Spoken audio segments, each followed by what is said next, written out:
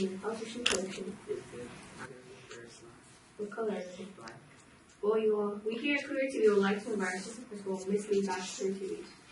Now you have become a permanent official here at Congress. How was your experience?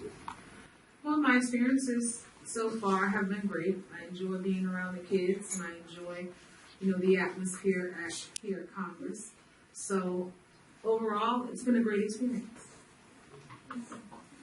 Now, let's look at the previous recording. This is my 8th year being an assistant principal at a middle school, but I also served as an assistant principal in elementary school for 2 years. So 10 years of being an assistant principal. Is being an assistant principal easy? As in any job, you have good days and bad days. So some days it's easy, some days it's not, but I work through it all, and being with kids makes it, on those days when it's not easy, seeing kids and seeing kids smile and having those interactions with students, that's what makes it worthwhile. What's your favorite part of being an assistant principal? I believe the best part is when we get to reward students for doing the right thing, the honor roll assemblies, the parties for things that kids do, celebrate their achievements, not only academically, behaviorally, but then also like field day and all the fun stuff that you get to do with kids. And you can be silly and those things. That's the best part. Do you see yourself as a woman leader or a leader? I'm a leader, but I'm a woman. But I believe that when you're a leader, you lead all people. I do believe that as a woman, I have a much more bigger responsibility to lead and be an example for young girls. However, I can still be an example for young men as well.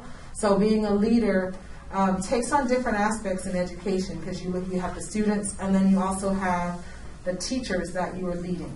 And sometimes those teachers are men and women. So it's kind of both. Back at the video, what would you tell your younger self in time this time? My younger self, I don't even know. Some days I think about changing a career. My younger self, I probably would say, go into medicine or go into another field. But then at the end of the day, I do enjoy what I do. So where I am now is where I'm supposed to be. So that's kind of how I look at it. Now, can you tell us about your grandfather, the great Reverend Randolph M. Lee? My grandfather moved here in 1942 from Daytona Beach, Florida. It's a long time ago for you guys. But he was very instrumental in shaping a lot of people in this community's lives. Highlighting people in Black history. Now, can you please tell us about your grandfather, the great Reverend Randolph M. Lee? So my grandfather moved to the city of Boynton Beach in 1942 as a minister at St. John Missionary Baptist Church, which is one of the oldest churches here in Boynton. And during his time here in Boynton, he helped a lot of people in the community. He was an activist speaking about, racial injustice in school. And during that time, the African American community, kids in the community were bussed out to different other schools. And we never really had our own schools in our community because the kids were always sent to other schools. So he was a big advocate for equality in education and wanting to create neighborhood schools. And then, of course, in the Christian community, as a leader in the church, he did a lot of education in terms of Christian education, teaching others about the Bible and Christ. And so he was a big proponent of that. And he also started a organization for Christian education in the southeastern region of Florida. So he was very big on education and making sure that everybody had equal access to education. How was it growing in our community, oldest Baptist church? As a child, I think you get used to having to go to church because that's what you're supposed to do. But it was very fun for us in learning about how we're supposed to live, as Christians, and participating in You know, that was the first place that I learned how to speak in front of people, was in the church as a child. You know, we had speeches and plays that we performed in, and we sang in the choir. So those were opportunities that provided me with the skill set that I have now, that I'm able to stand in front of people and talk and actually be here with you guys, because I learned it as a child to not be afraid to speak and learn my part in front of, you know, a crowd of 100, 200 people. Why do you feel it is important for our young cougars to seek out father figures like your grandfather? Most importantly, older people have information, their lives, they've lived.